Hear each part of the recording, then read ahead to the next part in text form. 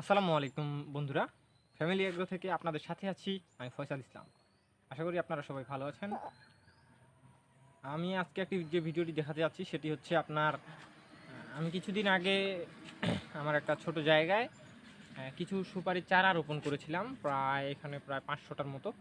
তো সেগুলো অঙ্কুরিত হয়েছে কিনা বা চারা গাছ হয়েছে কিনা বা ছোট ছোট চারা গাছ হয়েছে কিনা, তো সেটা দেখানোর জন্য আজকের এই ভিডিওটি।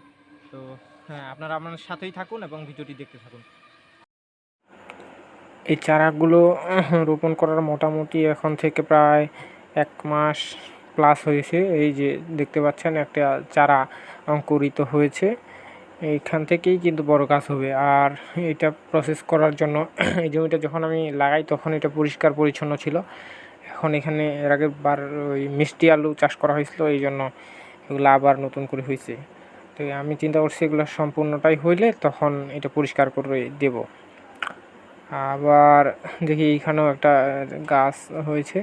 তো এইভাবে কিছুগুলা হয়েছে, আবার কিছুগুলা একটু সময় নেবে। এগুলা 1 মাস 2 মাস এর মধ্যেই ইনশাআল্লাহ সবগুলো অঙ্কুরিত হয়ে যাবে। এইভাবেই কিন্তু আমি আমার আমার বড় বাগানের যখন সুপারিগুলো করি তখন এভাবেই চারা রোপণ করা হয়েছিল, এবং এই চারা থেকেই প্রায় 1 একর প্লাস বাগান আমরা করেছি। আর এগুলো আমার কাছে ভালো লাগে, কারণ আমি গাছ খামার এগুলো নিয়েই থাকতে চাই। আমার এই যে সুপারি বাগান, এই সুপারি বাগানটায় আমি করেছি এইরকম চারা থেকে।